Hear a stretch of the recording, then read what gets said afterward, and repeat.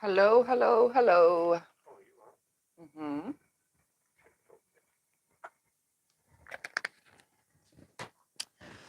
Welcome. It's So Sunday. I'm Tiffany, your host, and today we're going to sew a table runner.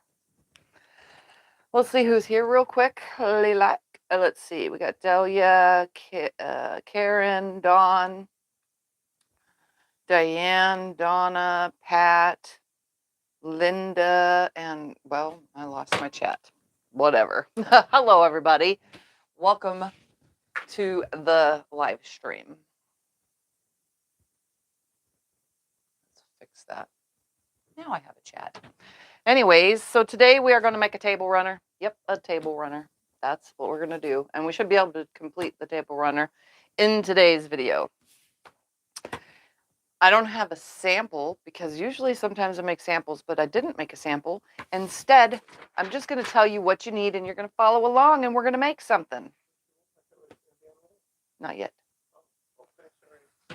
So we're going to make 12-inch finished blocks here. And what you need is 1/3 of a light,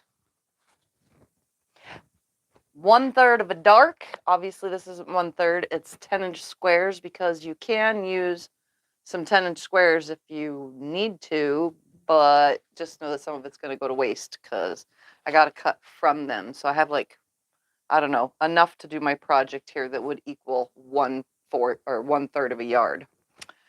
Then, so that's a dark and a light, 1/3 of a yard each.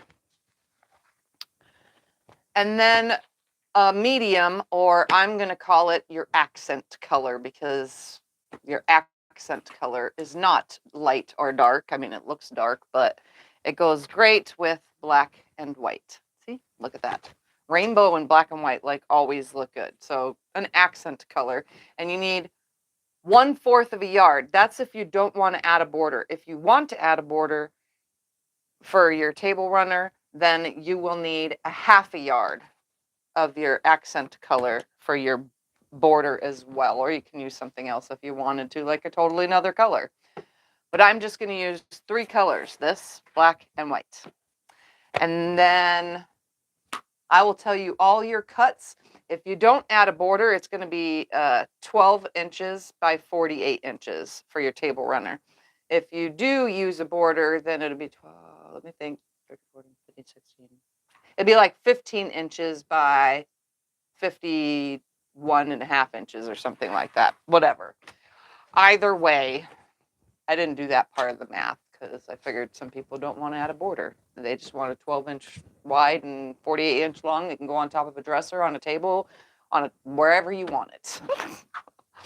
So we're going to start off with our light color, and we're going to make some cuts. Pay attention here, folks. It's not that hard.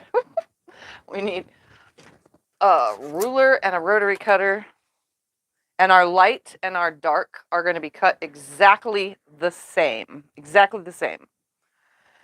So I'm going to go ahead and straighten my 1/3 of a yard up so it's nice and straight, and I'm going to come over, turn it around, line it up on a line, and cut 10 inches. Lining it up on a line and cutting at 10 inches. 10 inches is right here. Line it up. Technically, we don't need that much, but 1/4 of a yard is not 10 inches. It's 9. So technically, you have to go to the next number up, which is 1/3 of a yard. So you can use that for a border if you wanted to as well. All right. Once you have cut it, you're going to open it up. Take your selvage off. And you're going to cut 2 10-inch squares. Just 2 10-inch squares. So there's 2 10-inch squares. I'm going to put them both right side up. And I'm going to take these 2 10-inch squares and I'm going to cut them in half on the diagonal one time. So from corner to corner, one time. So you'll have two pieces that are triangles like this. I'm going to set them aside. I'm just going to stack them up, set them aside. And then you're going to cut. I did that at the fold of the fabric. I will cut away that fold because, you know, I can. All right, now you're going to cut 2 4-inch strips off of here. And then you're going to turn it and subcut into 8 4-inch squares. So there's 4 already. And here is 8. And that's what I have left. So I have 8 4-inch squares of my light, and then 2 10-inch squares. And they're cut in half on the diagonal once. Set those aside. We're going to grab our dark and cut exactly the same thing, except I grabbed 10-inch squares. So all I have to do is stack 2, because this is what I had left, and I have to use up some of my scraps in my fabric room. So I'm going to cut those 2 on the diagonal one time. I'm going to set them aside. Then I'm going to take 2 more, and I'm going to cut them into 8 4-inch squares, and I don't need all that. I just grabbed a bunch of them because I had 10-inch squares, and it made it easy. So we're going to make, from our dark and our light, 2 10-inch squares and 8 4-inch squares.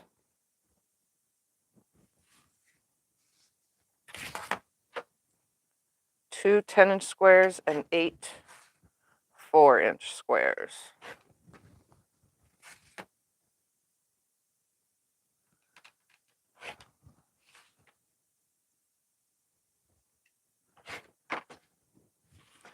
All right. Then from our accent color, or your medium, whatever you want to call it, we're going to cut 2 4-inch strips. So you had 1/4 of a yard, which is only 9 inches, but you only need 8 of it. Or you can do with the borders and do a 1/2 a yard, which for now I'm not even going to bother cutting borders because I'm going to do borders on mine.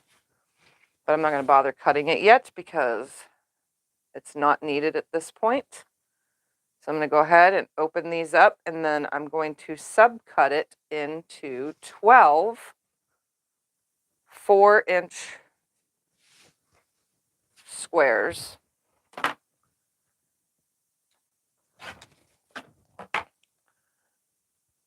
There's 1, 2, 3, 4, 5, 6, 7, 8, 9, 10, 11, 12. And then I'm going to cut each of these on the diagonal one time, each stack that I just made.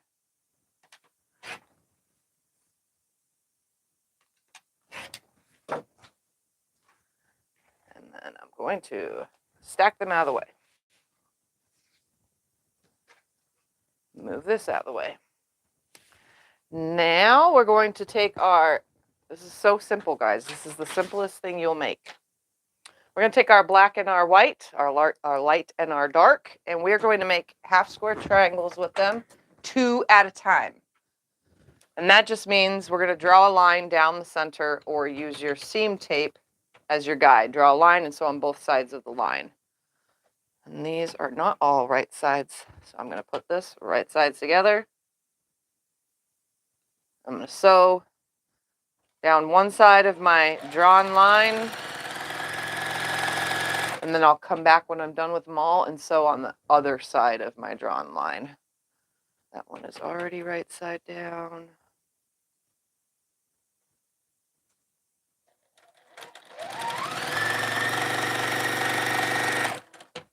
So again, 1/3 of a light and 1/3 yard of a dark. You're cutting those into, each of those are going to be the same cuts. You're going to get 2 10-inch squares and 8 4-inch squares. Your 10-inch squares are cut on the diagonal one time, and your 4-inch squares are being put together to make 2 at a time half square triangles. Then your medium fabric or your accent is, I'm just going to say a half a yard at this point because I am adding borders. And we cut 2 4-inch strips off of it, and those 4-inch strips were subcut into 12 4-inch squares, cut on the diagonal once.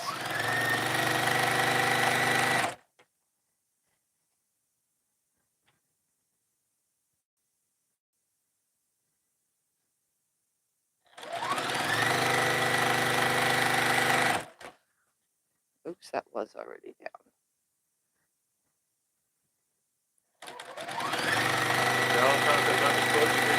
Do you want to tell them about it? Oh, if you haven't seen it already, I posted a video, a long arm quilting video. If you want to watch it, it is fast forwarded by 5 times. But if you want it to be slowed down, all you have to do is go to the settings thing, which is the little gear thing that's on at the video. If you tap the screen, it'll come up with a little gear thing. Unless you're on a computer, then it's visible. You take that gear thing and you go to speed. Once you hit it, you just choose speed, and you can slow it down to however slow you want it to go. And then you can just watch it that way. Although I would recommend muting it if you watch it that way, because there is music. And some of the music has uplifting words in it. I usually don't add worded music, but it kind of fits what I was doing with the quilt. But it's my friend Ian's quilt. It's called Gravity by Jaybird Quilts. And it's so awesome. I actually have one that's started here, but with 2 fabrics instead. So when I get mine done, I'm also going to super quilt mine too. Tell them how many different colors? I used 36 different colors on that quilt. I thought it was 37. Or 37. Yeah, maybe 37. And I had so much fun. I did change the bobbing color every time. So on the back side, you can see a lot of the quilting. On the black fabric, you can see all the colors. I don't show much of the back, though, because my lighting in my house is absolutely horrid. I have no idea what's happening here with my machine, but it decided not to stitch properly. It has made a big old jumbled stitch mess. That is very weird. When it happens, you pop the bobbin out and put it back in again. I have no idea why I just did that. Tell them someday, hopefully, you want to get a quilt in a movie, because they're talking about that too. Yeah, someday I want a quilt. There's tons of TV shows. Like, ever since I became a quilter, all I see is quilts and all the TV shows and movies and all that. And my goal's someday to have my quilts in TVs and movies. I did look it up. It's really hard to contact the companies, for. We have no clue how to do it. Yeah, I don't know the people that buy the props and stuff. It's like 10 people you got to contact just to get in touch with them. Someday. Someday, yep, someday. Sorry, it's a big jumbled mess of thread under here. I gotta pluck it all out before I continue on. Get out of there, you dumb stitches. Oh, that really made a mess of thread.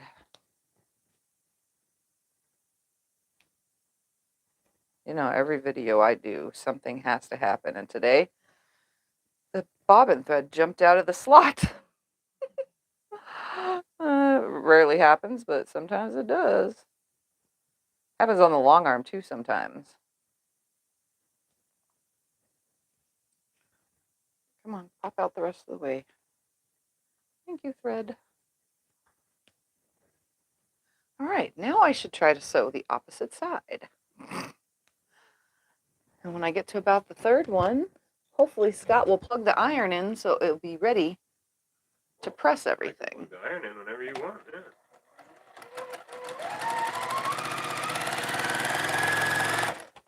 Now, it's sewing just fine. So now I'm just sewing the other side of my half square triangle. I am using my seam tape that's on my machine. It's a washi tape with lines on it.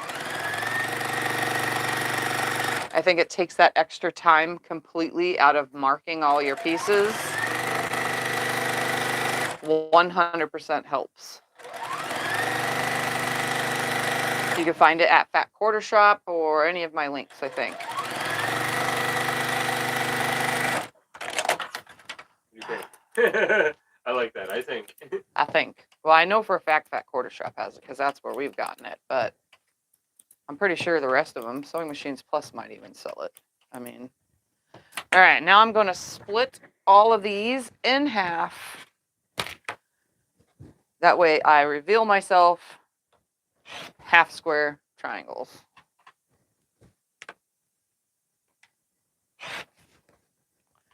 And then whatever tool you want to trim them with when you have made your half square triangles, get that out and trim them. They make, you know, trim it while it's still a triangle, trim it while it's a square, however you want to trim it. We're just going to do it while it's a square, so I'm going to literally press them first. I really don't need my directions because I know what I'm doing, but I wrote them down anyway.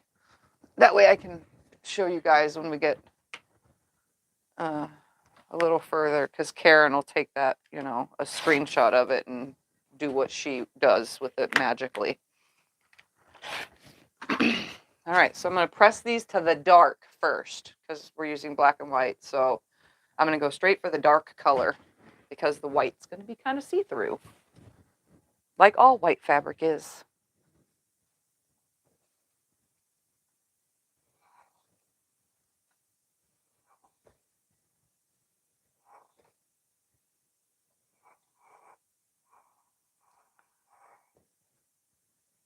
Now your squares should have a slight bit of trimming available to them. They're pretty much almost 3.5 inches if you have a nice 1/4 inch seam.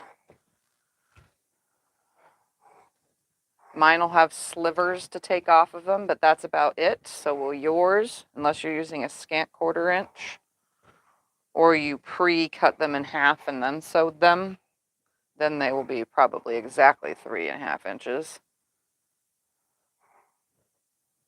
But your goal is to trim them to 3.5 inches. So here is all of my lovely half square triangles. This is what you get. I'm going to grab a ruler. I'm going to start trimming them. Like I said, it's just shavings that we're taking off of them, but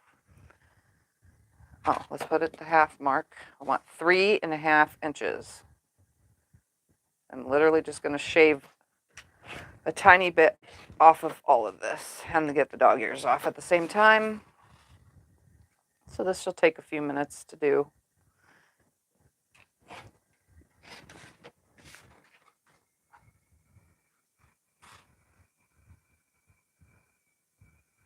Some of them are like almost exact. I'm literally not even shaving anything off of them. But I'm getting the dog ear off and making sure they're all exactly the same.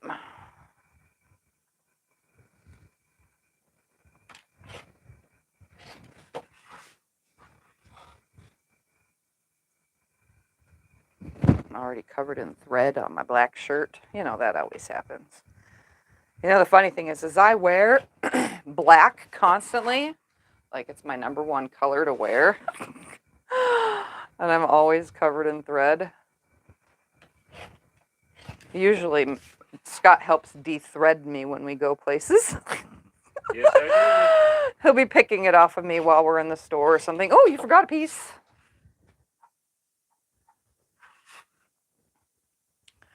Again, we are making a table runner with 1/3 yard of a light, 1/3 yard of a dark. On both of those, we cut a 10-inch strip, subcut it into 2 10-inch squares, then subcut it further into 8 4-inch squares of each color. Sewed those 4-inch squares together to create 3.5 inch half square triangles. So far, that's where we're at. And then our half a yard of accent color, unless you don't want a border, then you only need a fourth of a yard. You cut two 4-inch strips, subcut those into 12 4-inch squares, and then cut them on the diagonal one time. And I'm just using a batik as my whatever, and my light and dark is just a tone on tone for the white and a grungy looking one for the black.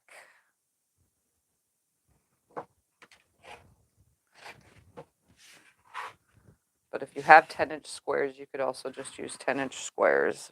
You know, we're not making anything big. So if you have some leftover ones, you can just do the whole thing nice and colorful. You'll see when we get further what it looks like, and you go, oh yeah, I know what I can make with that.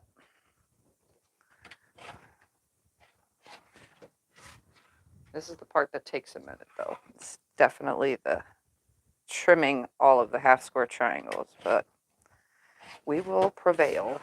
It will get done.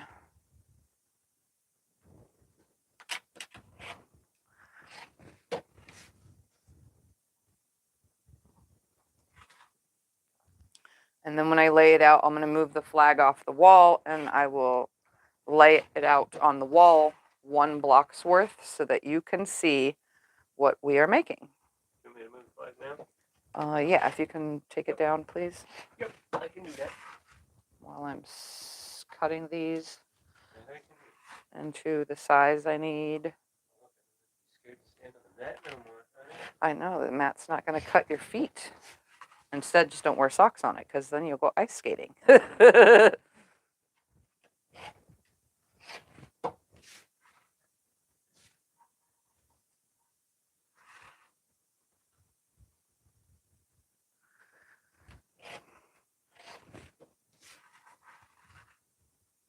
Were you inspired to this color choice? Was I inspired to this color choice? When you see what we're making, then yes. I thought rainbow would go great with black and white because of what we're making. I can have Scott hold the paper up, honestly, for now, because then you're going to get the idea as soon as I start laying all this out anyway, which we're almost going to do.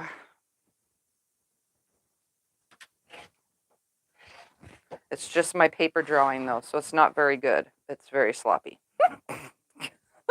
Because I drew it in a quick moment this morning before church. I was like, this is what I'm going to do. Do you know what the name of the fabric is? The name of the fabric, I do not know. Batiks don't ever have a name on them, so I couldn't tell you with that. And the black is a fake grunge. And the white is a tone on tone, which doesn't have any writing on the selvage for that either. Unless it did, but nope, it did not. No writing on the selvage. So no idea what the names of any of this is. All right, we're going to make 1 block. I'm going to show you how to do this. So I'm going to lay, I know you can't see the white from here. We're just going to go like this, and you'll be able to see the white in a second. I'm going to taper 4 of these half square triangles like this, with all of the color going in the same spot. So I want all my darks going one way and all the light going the other. Then I'm going to take my half square triangles that I cut from my accent color, and I'm going to fill in, oops, I could tell which way that one is. Right side, wrong side. Right side.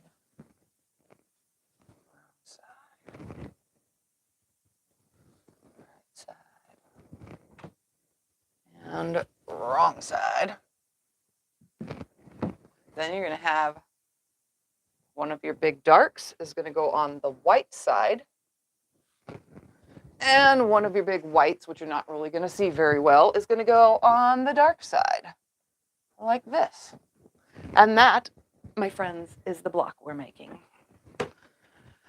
So to sew it,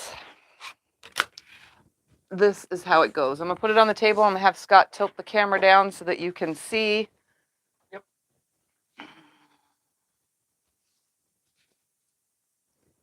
Because this gets sewn differently than you think. It may look like one way. I'm gonna stack them because I'm gonna sew them all, you know, one right after the other.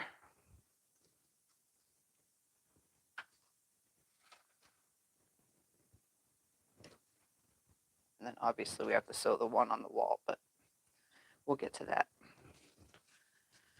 All right, so I'm gonna 1, 2.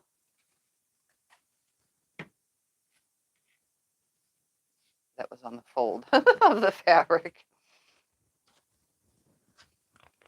Come on. Sometimes batiks don't want to separate. What is the name of these blocks? The name of this block, I think, is a waterfall. I'm not 100% sure.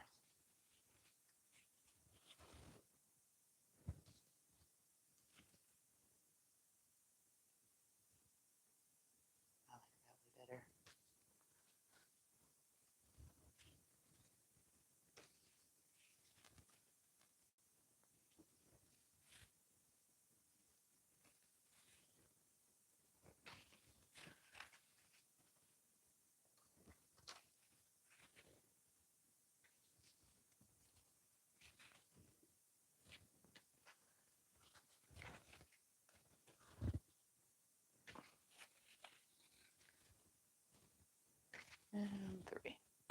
All right, so what we're going to do is this is a row right here. So we're going to attach that to that. This is a row right here, so it's going to go this on, then this on. This is a row, and this is a row. So I'm going to start with all of these first. I'm going to sew all these onto here, and then I'll pull the one off the wall as well so that I could sew that. I'm lining it up on the bottom corner as if I would with any block. So it's lined up like this, right sides together, and it's hanging over on that side and this side, but this bottom corner is staying equal. So I'm going to go ahead and with a 1/4 inch seam, I'm going to go and sew that. Let's give myself a 1/4 inch seam so that it works. And because we're on camera, the thread unthreaded. It never likes to cooperate when you're on camera. Nope. You know, I was sewing before this live stream, and guess what? It worked just fine. Not a problem. But as soon as I turn this camera on. All right, so I'm going to pull the next one in. Again, I'm lining it up at the bottom. So just like this would be at the bottom. This one lines up at the top. I'm putting it on the bottom.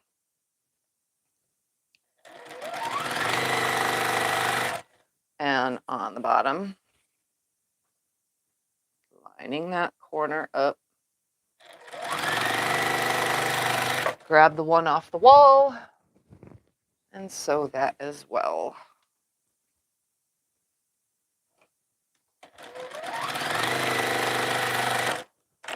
So the next step is to press them. They're just going to get pressed towards the accent color. So just like this. I'm going to take them to the iron though, because they definitely need an iron instead. Because my pieces are cut directly from the yardage, so they're a little on the, you know, directly from the yardage folded. They don't take long to press because they're batiks in my case. You want me to press them? No, I got it. It's fine. You know me, I like the exercise. All right, so I'm going to take this whole stack now and place it where it goes after we chop the dog ear off. So see, there's a dog ear hanging out. I have the shakes like always, so it makes it scissor cutting hard to do. I cut that dog ear off of all of these corners. So it's nice and flush with my block. Stack them nice again. And now, I'm just going to leave that there. We're going to hook these together. So I'm going to put this block on here first, then finger press, and then put this one on top of there. So I'm going to go ahead and grab these first. I'm going to line it up at the top corner now. And there'll be a 1/4 inch hanging at the bottom. And then I'll grab the one off the wall and sew it as well.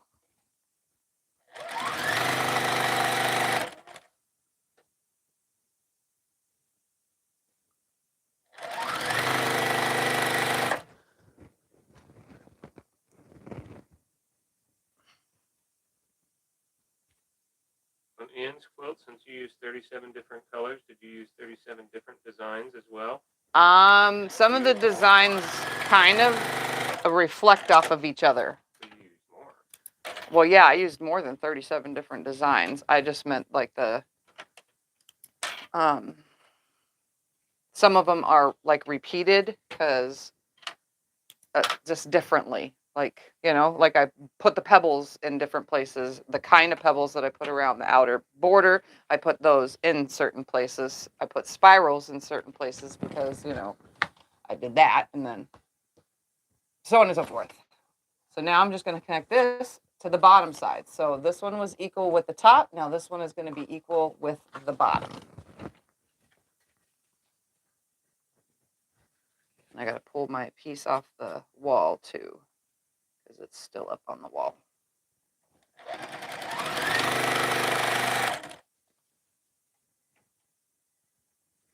This is probably one of the easier blocks, so a beginner can do this.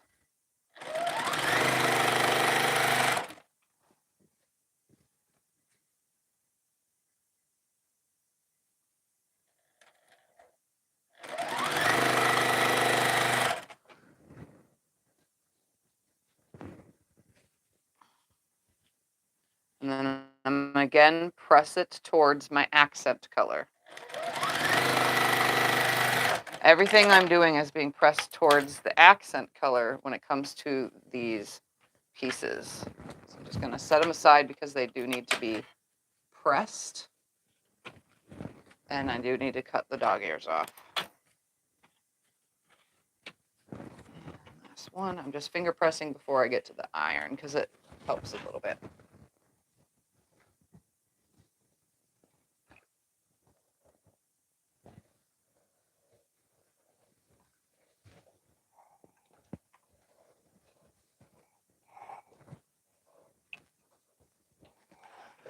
I like getting up to go to the iron. Keeps me from sitting stale is how I feel when I sit too long. All right, now I'm cutting the dog ears off of both sides. So I have one on this side and I have one on this side. So when I lay it out, I'm gonna make sure my black goes right where it's supposed to be.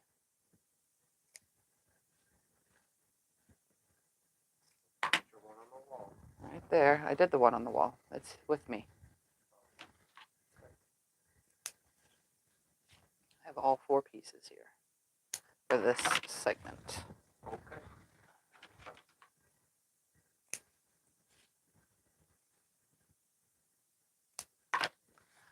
All right, slide all that out of my way. Next, same thing with this row. This is going to go on first, but I usually just go this direction. And then when that's all sewn, I'll put this one on, but it lines up with the bottom like this on that side.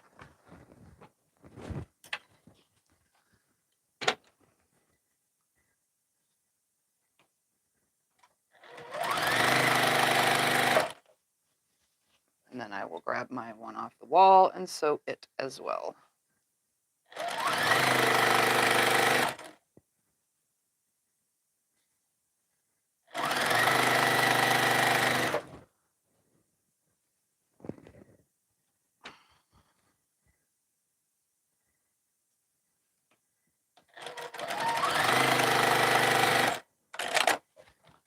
All right. Separate. Finger press, grab the other side, and it's going to go on the bottom now. Aligning it with the bottom corner of the half square triangle.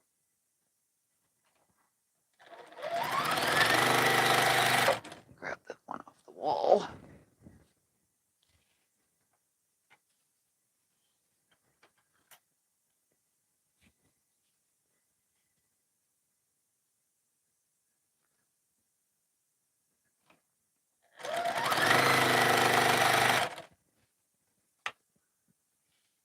Again, all of my pieces are being pressed towards the accent color or your medium color, whatever you want to call it.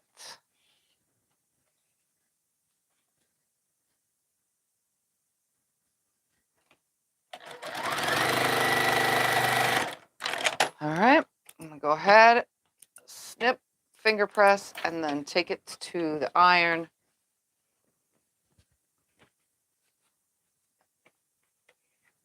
And press, and then use the scissors to cut the dog ears off.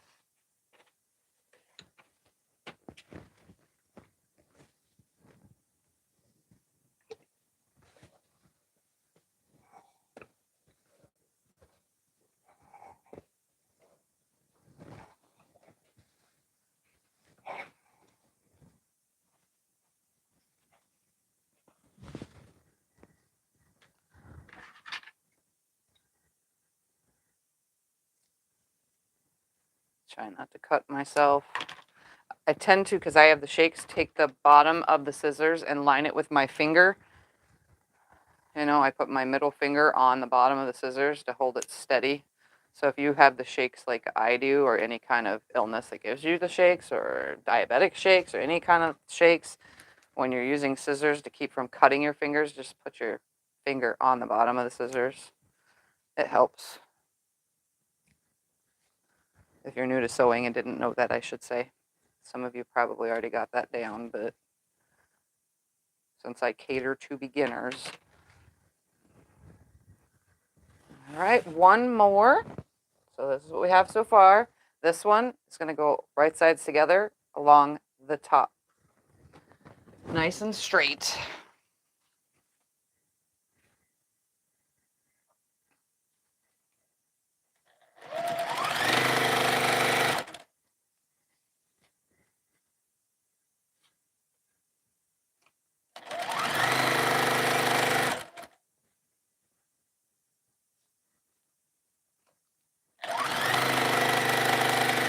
One from the wall.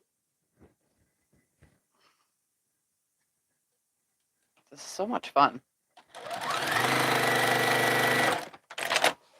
All right, I'm gonna take them and press them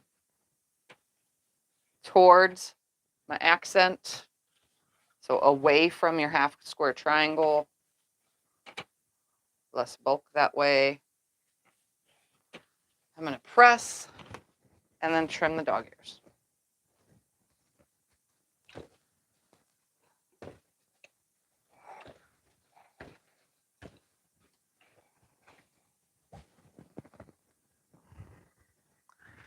All right. Place it where it goes. Place it where it goes. Goes and place it where it goes. Now to sew these together. Now you're gonna think, move all this. People might get confused with this step. You think, oh, this goes together like this. No, it does not. Well, yes, it does, but no. Turn your whole thing to where your rows are like this. You're going to take 1 and 2. You're going to put it right sides together, and this is the seam you're going to nest. So it's going to go right up here. You're going to nest that seam, and then you have a 1/4 inch hanging out here, and you have a 1/4 inch hanging out on this side. So let me sew that through, nesting that seam. They're in opposite directions because we pressed everything towards the accent color. So with your 1/4 inch seam, sew if you have thread.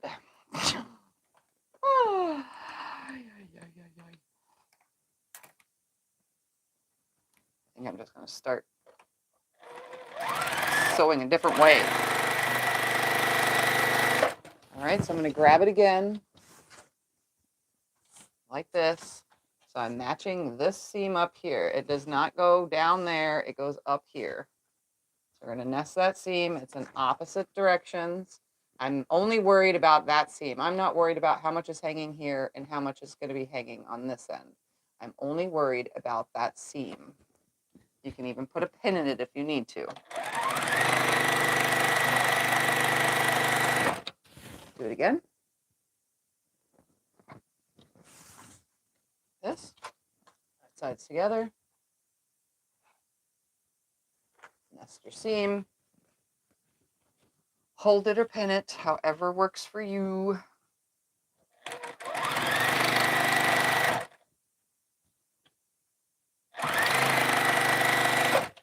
More.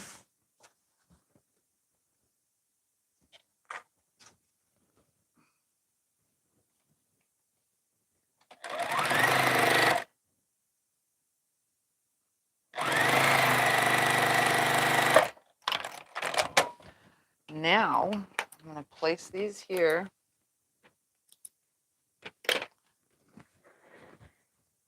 This is the dark side right here that you can see. I'm going to press this whole thing to the dark. So towards the piece that I added. Towards the dark. And then I'll take them to the iron and press them.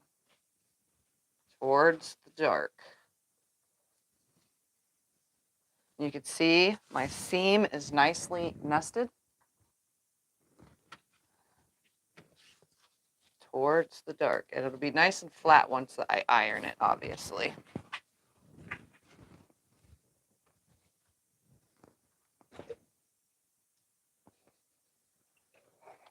Like super flat.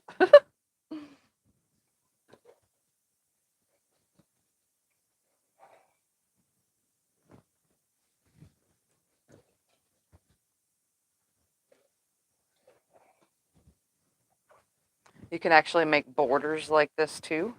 If you want to use this technique to make borders. All right, so now you have this funky looking piece. Now you're going to take the next unit, and this goes this way. So you're going to nest this seam right here. Again, it's in opposite directions. So you have your 1/4 inch tip hanging on this side and on this side, but we're really worried about the seam.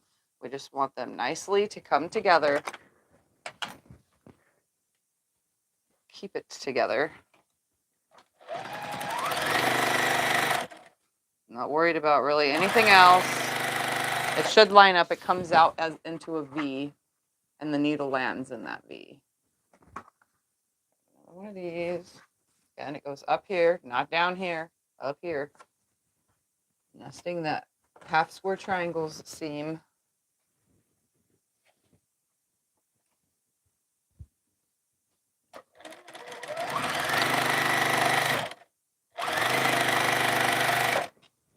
Two more. Just like this. Nest that seam. That's all I'm worried about. Everything else can just do what it wants.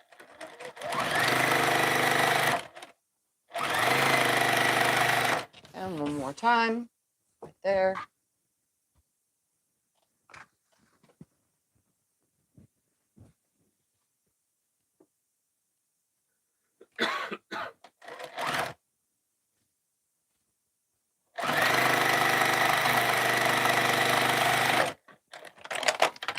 Again, I'm going to do that same procedure. When I press it, I'm going to press towards the dark. My dark just so happens to be towards the piece you just added. So that way you don't see the seam behind any white at this point.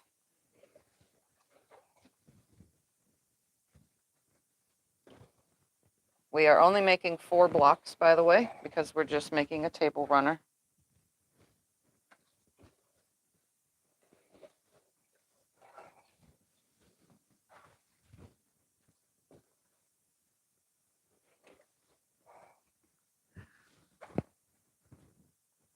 All right, here's my funky unit that just needs its final piece. Here is its final piece. So this is going to nest right here with this. And sew these on. Same procedure, just nest the half square triangle seam. No, that's fine. Yeah, but you can see the machine. Oh yeah, you can do And- everything. I was just asking.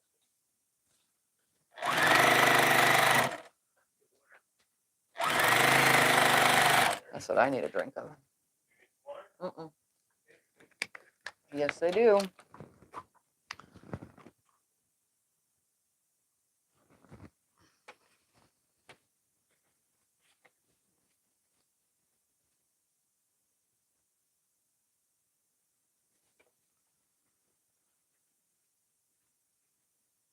Oh my goodness, seam. Where are you? There you are. Sometimes with batiks, it's so thin I can barely feel. Like, where is that seam at?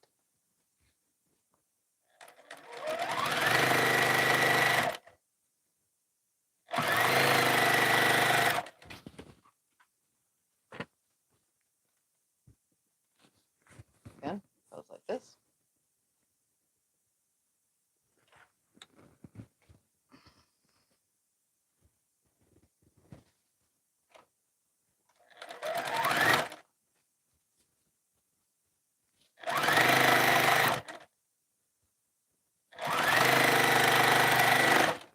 One more. Right sides together. And then again, we'll press it towards the dark, the piece that we just added.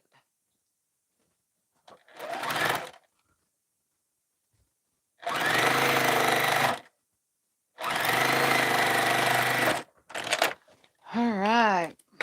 So I'm gonna snip, and we're gonna press again towards the piece that we just added, so towards the dark.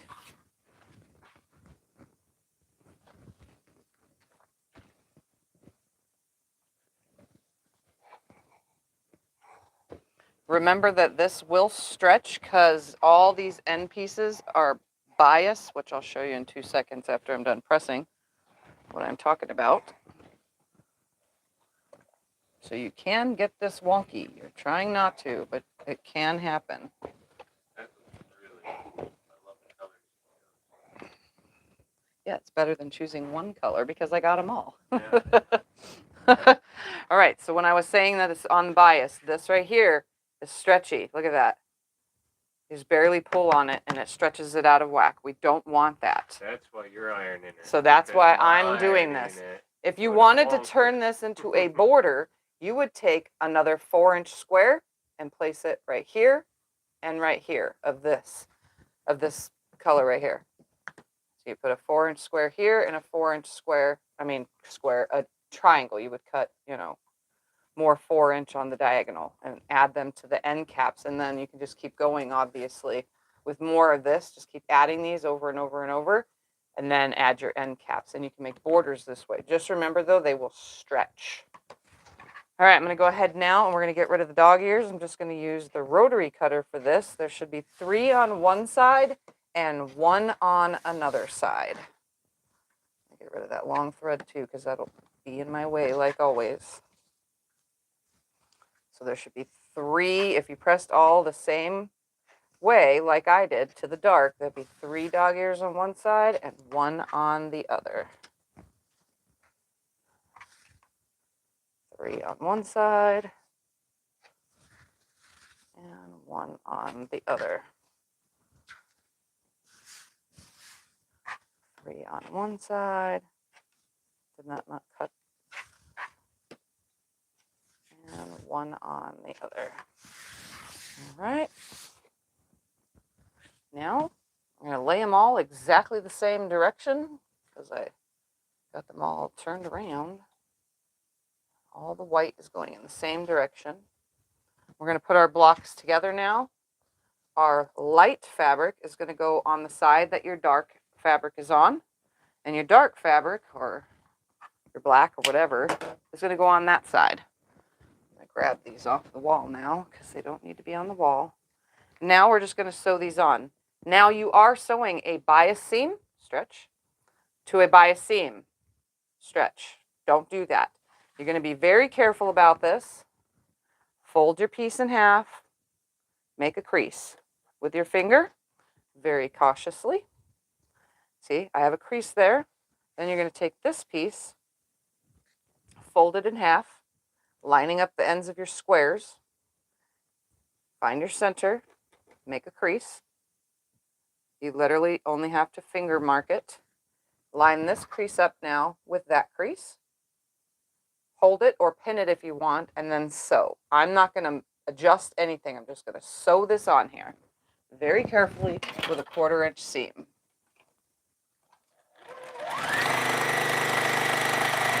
No tugging, no pulling. Just be very cautious because it stretches at this point. So again, fold it in half. Find your center. You just make a finger crease. It usually stays pretty good. You can see it, very visible. Line this up. Make your finger crease. I said crease. Crease. Line those 2 creases up. I'm just going to hold it, take it over the machine, and sew it. I'm not going to adjust, yank, pull, tug on anything. I'm going to let the machine do the work.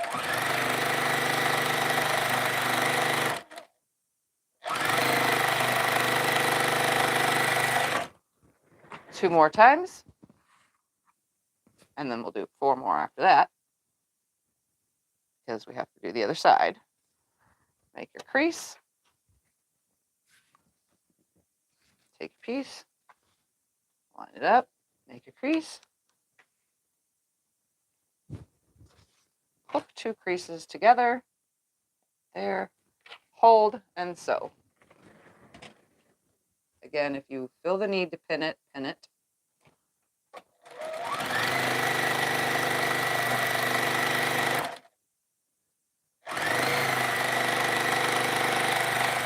You shouldn't lose any of your points, by the way. All these points right here, you shouldn't lose any of those because there's a tiny tidbit more than a 1/4 inch between that point and the outside edge, which allows us to have a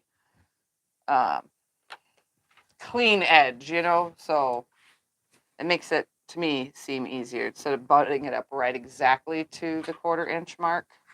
So I'm going to put those 2 notches together that I just created, hold it, and sew it.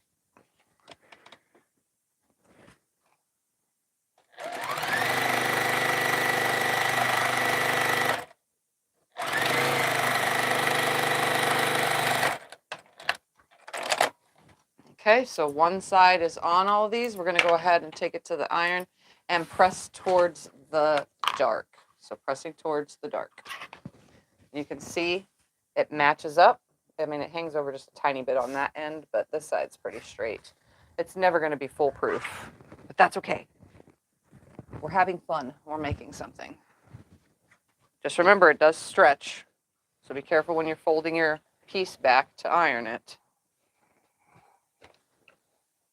Once the block is fully together, it shouldn't have any more stretch because everything should be regular edges, not bias.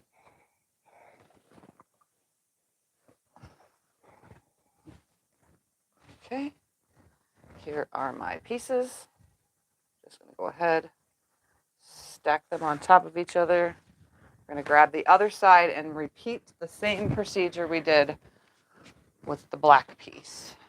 So you're going to fold it in half, find your center, make a crease, fold this in half, make your crease, put them right sides together, crease on top of crease, hold it, and sew it.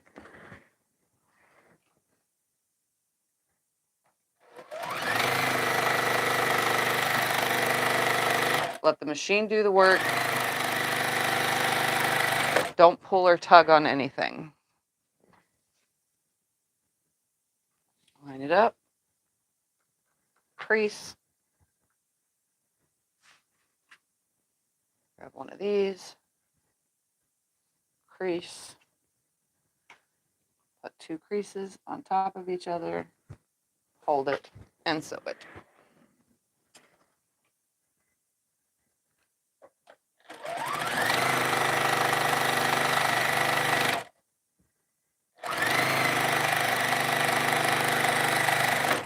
Two more to go.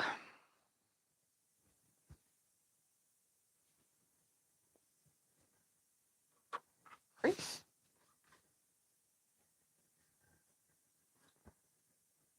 crease. So you can see these blocks are easily put together. So if you wanted to add more fabric, you could make a bunch more of these and make a quilt.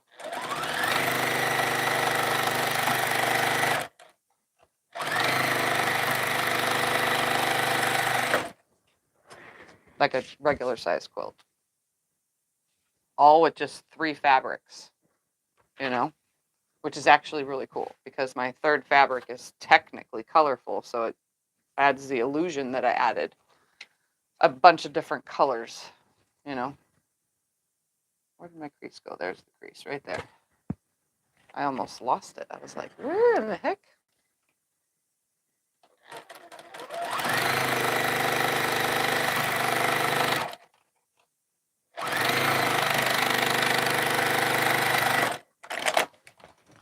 All right, so I'm going to snip them apart, and you guessed it, we're going to press towards the dark. I know it seems bulky to press that way, but I don't want my white.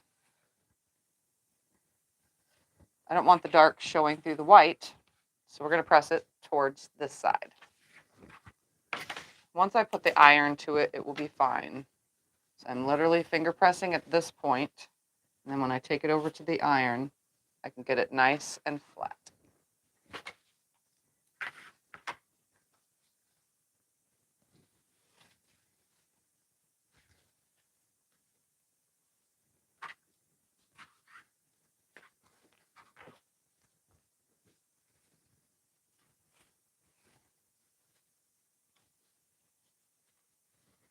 Okay, so I'm going to iron these now.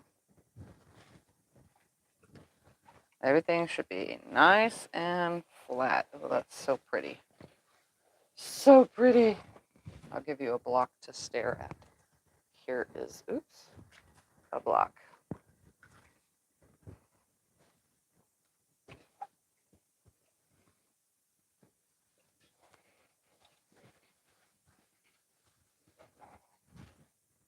And another block. And I don't need these over here now, and that doesn't need to be over here. That way I can put all the blocks right here. Put these away too.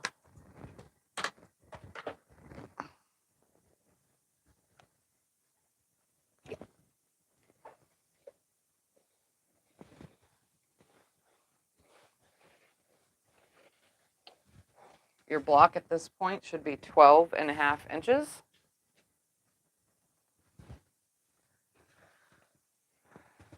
Or thereabouts. You know, could be slightly off. If you don't trust it, grab a 12.5-inch ruler and measure. That's what I'm going to do, but I'm not going to trim anything. Just going to see how close mine came.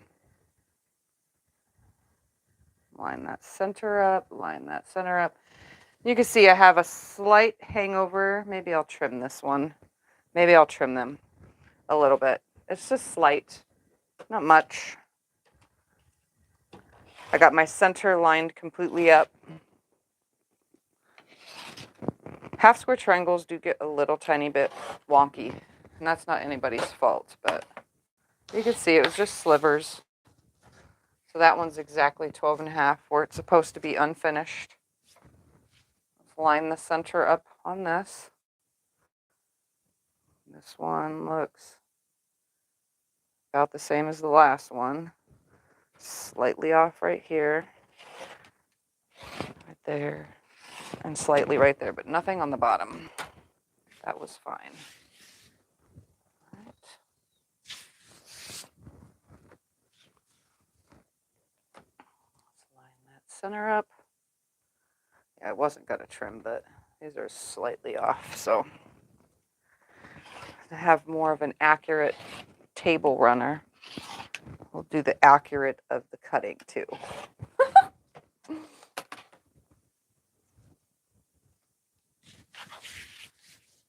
One more block.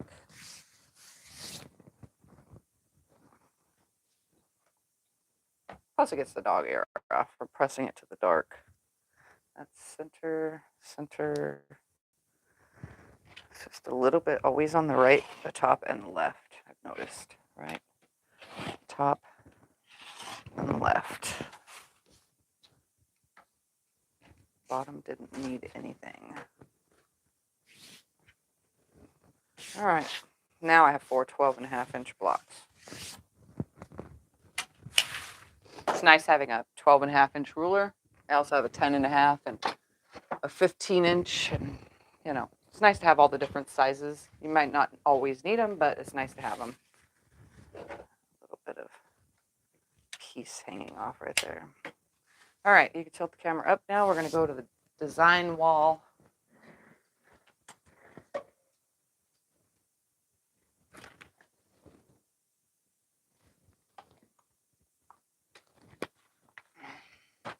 All right, so we're making a table runner. So you can do one. Oh, let's go over slightly. I know for a fact I have room for 4 blocks.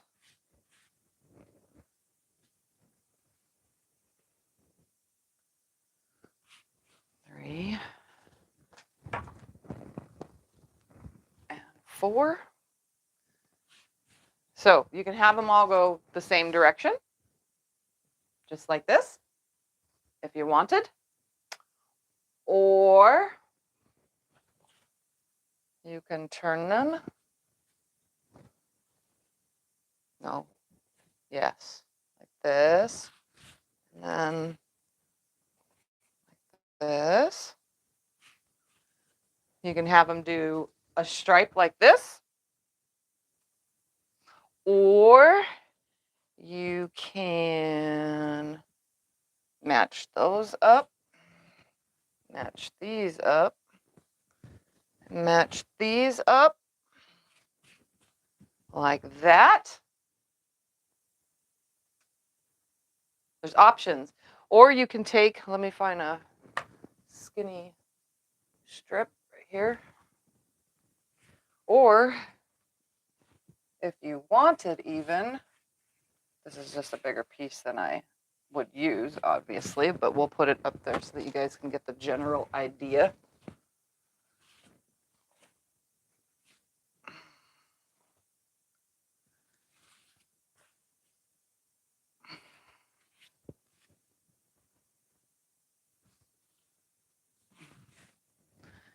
You can sash them. That's really long.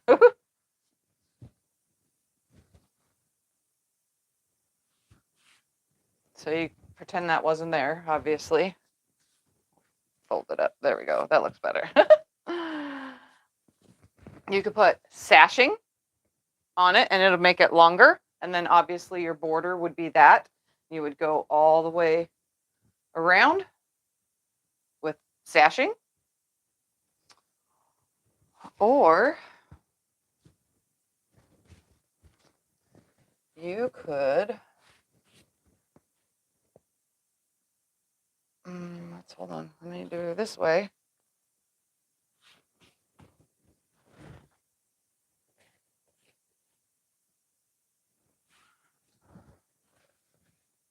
Not do a table runner and do yourself a wall hanging. That is cool. I like that. If you like the wall hanging idea, hold on, let me move these over. That is cool. Leave that on the wall. You like the wall hanging idea? Then you could make an actual wall hanging. Oh, yes, you did that earlier today. So that's what I did earlier today. It's a totally different dark. It's more like a charcoal and a different white on white. So you can make a wall hanging. But this one we're turning into a table runner. So you can do a wall hanging or a table runner. You have 4 blocks to work with. And you had, what's the word for it? Half a yard if you're using, borders. Add just a little bit more to that half a yard, like 1 more strip worth, and you can do your sashing pieces, which you only need the 3 pieces for, or 4, whatever. Yeah, 1, 2, 3. So there's that. So I'm going to leave this up here. We're going to choose the way we want the table runner to be. I'm going to say I want it like this. Like this. Like this. And like, There's gonna be one long skinny table runner. I'm gonna put borders on it. The borders on it. That's how I'm gonna do mine. So I'm gonna go ahead and sew it together. No sashing for me. Just gonna sew it together like this and then put border around it. So you don't have to make the table runner. You can make a wall hanging. Don't you guys like it when I pre-make something? So I'm just gonna match them up. They're exactly the same size. I'm gonna nest my seams because there are seams to nest.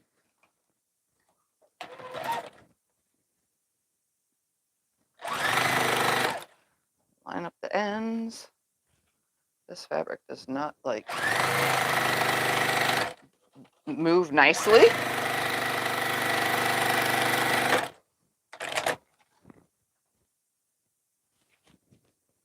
Oh, I like that.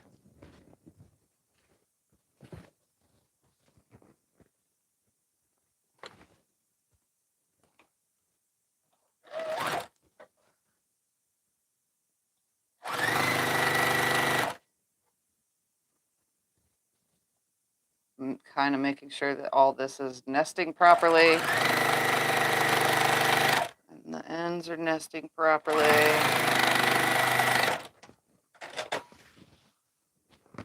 Looks good enough to me. What does this one look like? Perfect. Good enough. Just the way I like it.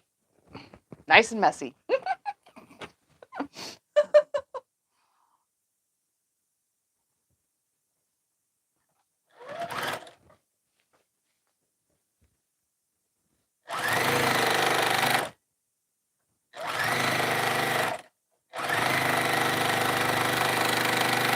I always love a black and white project with rainbows, you know?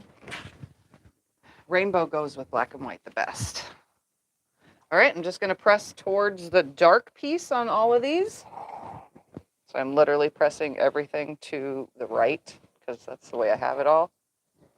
That way it's all under the dark fabric. Except for the half square chart at the top, but that's okay.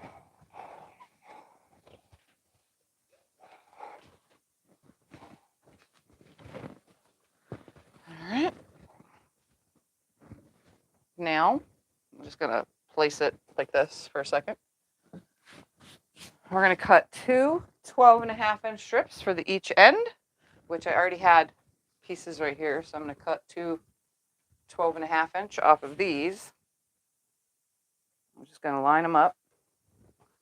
Cut 12.5-inch. And then I'm going to attach to each end.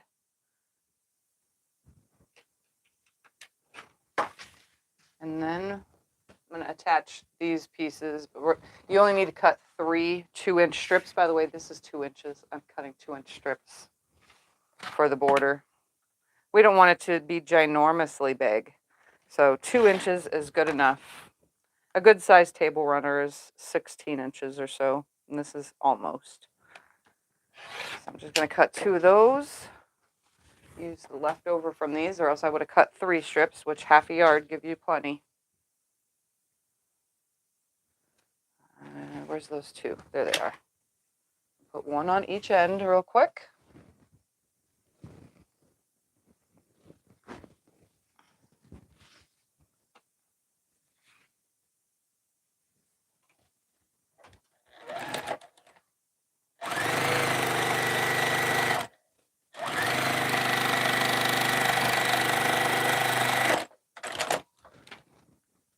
Grab this end.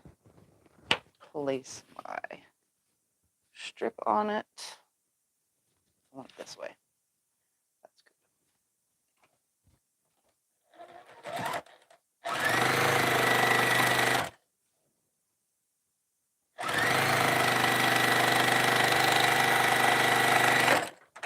I'm going to go ahead and press towards the sashing because that's what I just added, and it's a dark piece, so it's perfect to be pressed towards that.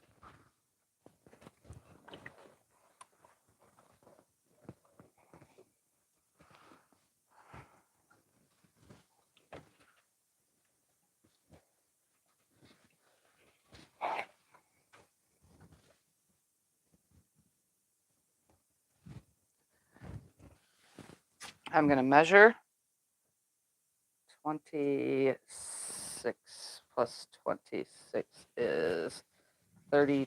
I mean 32, 62, right? 26, 26. I don't even know. He has me doing math in my head, which is wrong. What do you need? Ask me and I will help. 26 plus 26. Oh, 52. 52. I knew I was off by 10. Look at that. All right, I'm going to take these two strips. If you had 3, you need to connect them together into one long piece, but I had some scrap left over from that one. And I'm just going to attach it to the end.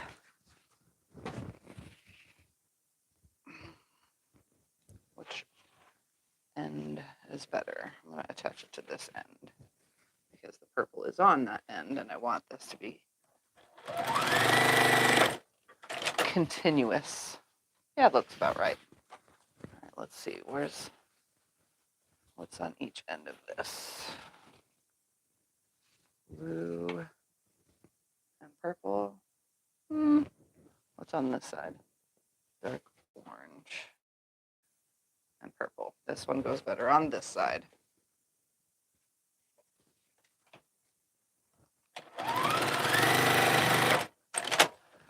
I'm going to go ahead and press.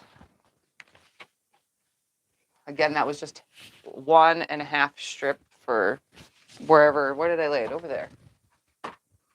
And since I don't want my seam close to the end, I'm going to start on the side that I added the 1/2 strip. So that way the seam doesn't land at the end, because that really bothers me when a seam is right there next to the edge. All right, let me find which way that goes. Right here. Perfect.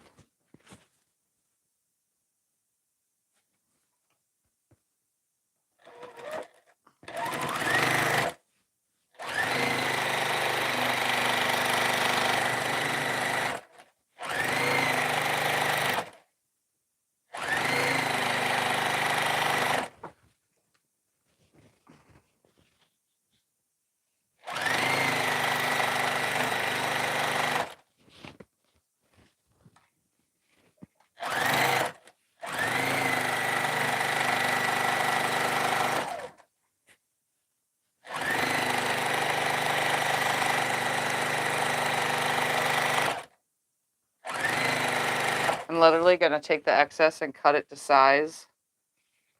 I didn't pull or stretch or tug on anything, so it should be, oops, I just screwed that cut up, but the binding will cover that. It cut sideways because I was not paying attention properly. All right, I'm going to find the end with the shorter piece. I'm going to attach that first.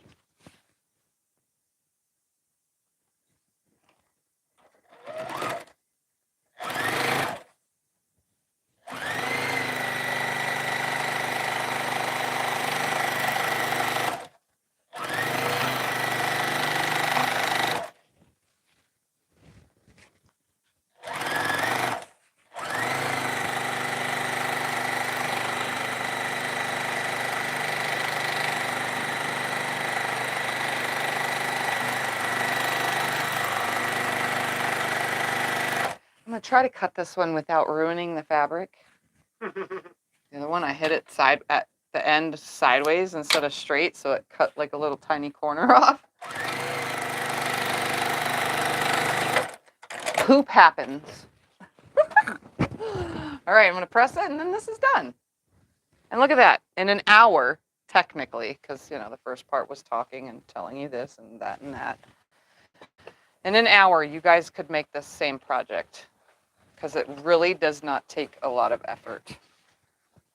These blocks go together super quickly.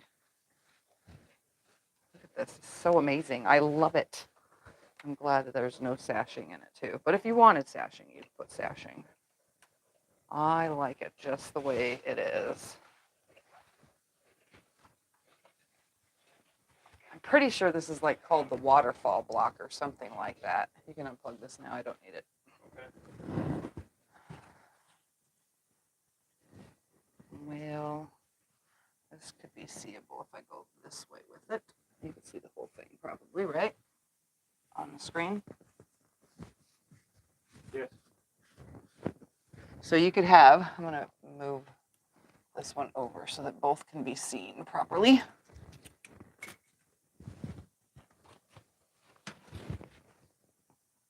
Right here. Here's your two options. I really like both. But there is a table runner and a wall hanging. Oh, how long is it? I'll tell you. Can I have the measuring thingamabobber? I was getting there. The top one now. It is 15 and a half by 51 and a half. Exactly. 15 and a half by 51 and a half. 15.5 by 51.5. And yeah, sure. 27 and a half. This should be 27 and a half also. So the wall hanging is 27 and a half inch square.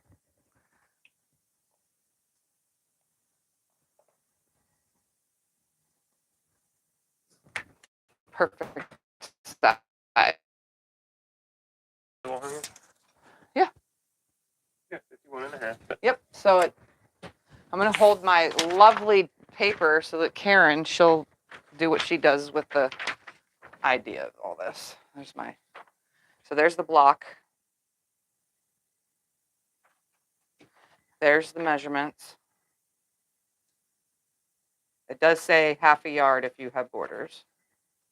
And then this is the table runner, obviously. And then that is the size. It becomes 15 and a half by 51 and a half of a table runner, or 27 by 27 if you do a wall hanging. Both are with borders. I love it. I love both. I want to make more. You know, when you get that in you and you just want to keep making it. I was like, I finished this one earlier and I was like, I have time to make a second one before live stream. So I was going to make another one before live stream. But this fabric and this fabric are different, but I kept this the same. But this one looks like a dark gray, like a bluish gray. And this one's a blackish gray. Like, yeah, one's charcoal and one's, you know, whatever. I love it. And see, you don't have to just choose one. You can have one color. Say like you like the color mint. You could have the color mint with your black and white run through the whole thing. But I wanted every color of the rainbow, so I chose the rainbow. But you could also take a bunch of different, excuse me, I burped. If you have 4-inch squares that you've been cutting from your scraps like I do, you can take those 4-inch squares, cut them in half, and put a bunch of different fabrics throughout the whole entire thing. You could also use layer cake. Take your layer cake and cut it. Cut your, you know, how I would say cut because one 10-inch square does 2 blocks. So your 2 10-inch square does 4 blocks. So every 2 10-inch squares is 4 blocks for each, you know, thing, because you cut another 2 10-inch squares and you'll get your 8 4-inch pieces to make your half square triangles as well. Think about it, you know, and then you can choose this to be one color or this be, you know what I mean? That way it can be the whole layer cake cut up into all these pieces and you can make a bigger project or a bunch of, you know, matching pieces of pieces of stuff that cover your furniture. You can make one for the back of your couch, make one for the wall, one for the table, one single block for your side tables, you know, have fun with it. Did you cut the rainbow into 4-inch squares? Yes, the rainbow fabric was cut into, let me tell you all again. Each 10-inch square that we cut makes 2 blocks. We only made 4 blocks here. So you need 1/3 of a yard of light and a 1/3 of a yard of dark. You're going to cut those into a 10-inch strip, and then you're going to subcut to 2 10-inch squares, and then you're going to subcut the remainder into 8 4-inch squares. That gives you these for this sides, and it gives you your half square triangles, which get turned into half square triangles. You draw a line, so on both sides, and you get 16 half square triangles because that's what you need.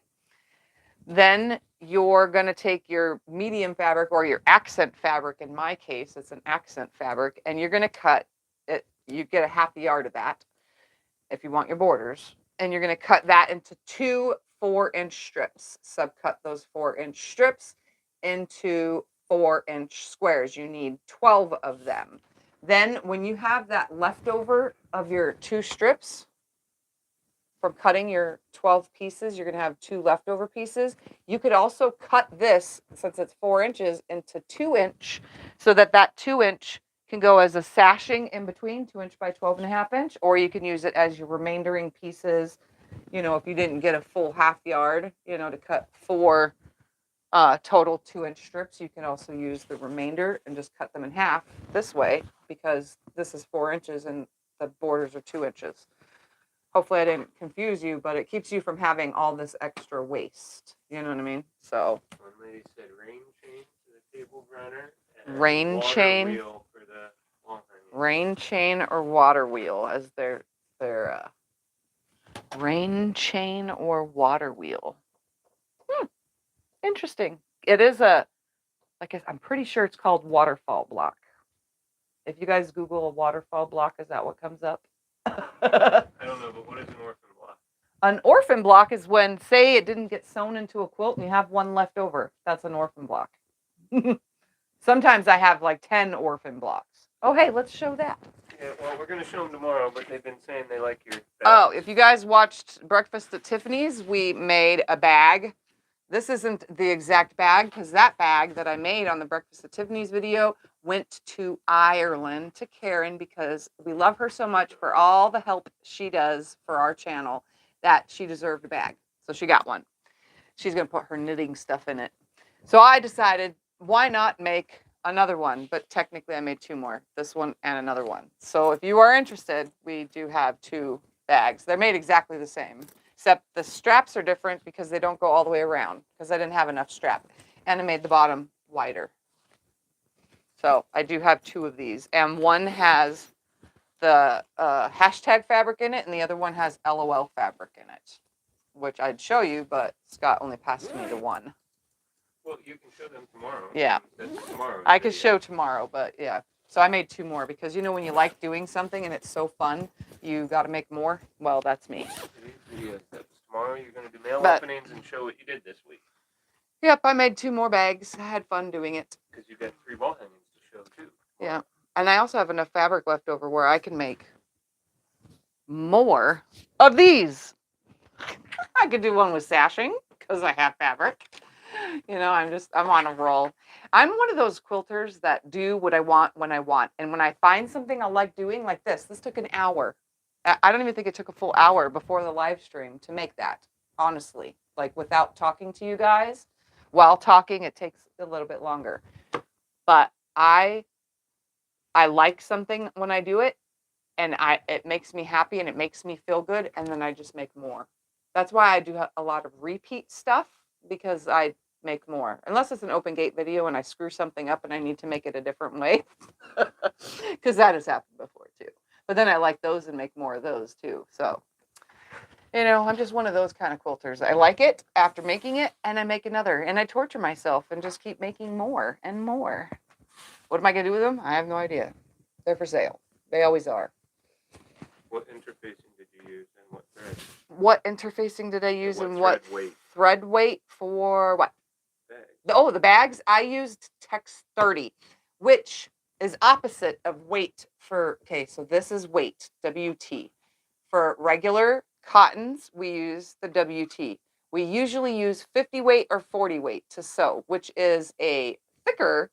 50 and 40 are, not thicker, thinner. The higher the number, the thinner the thread. So if you had, say, a 70 weight, or I don't know if it's a 70 or 80, because I don't use any of those for hand sewing, but those are even more thinner. So I use 50 weight for regular sewing. Tex, on the other hand, it's synthetic fat thread. So it's for, you know, vinyls, cork, whatever you want to use it for, or thick stuff like I sewed with those bags, because that was very thick with the layers of the foam interfacing. So I use Tex 30. The lower the number, the thinner the thread on the Tex. So Tex 30 is a lot thinner than Tex 70, which is really thick for my industrial sewing machine. And the only reason why I'm able to tell you all this is because I Googled it after the live stream on Thursday. So the higher the number, the thinner the thread on your cottons, and on the tech, that's the weight. On the text TX, those, the higher the number, the thinner the thread. I mean, the lower the number, the thinner the thread, the higher the number, the thicker the thread. Whew, I almost confused myself. This one's higher number, thinner thread. That one's higher number, thicker thread. There we go. So I use Tex 30 on the bags. Interfacing, I just use Pellon Shape Flex for the bottom thing, but I use the Pellon Shape Flex foam. Yeah, so watch Thursday's video and you'll find all that information in that video. Any other questions? Peaky Blinders, and I feel like watching TV. So, if there's no other questions or anything. Yes, there is. What? When you receive your second Juki straight stitch, did you consider getting the 18? When I received my second Juki with TL 2010Q, did I consider a TL 18? No. I just went for a TL 2010Q. What's your other Juki? My other Juki, so I have a few Jukis. I have two of these TL 2010Qs. One is kind of broken at the moment. I got to fix the thread cutter because it stops the whole machine from working if the thread cutter don't work. Yeah, I know, it's kind of dumb. And then I'm just going to disable it probably completely so that way the machine works. Anyway, so I have two of these. And then I have a Juki HZL F600. That has all my blanket stitch, zigzag stitch, stitch, alphabetical stitches. It has everything. It even has decorative stitches. If you wanted to quilt using the decorative stitches, you can. You just have to, still quilt it through like any other quilt.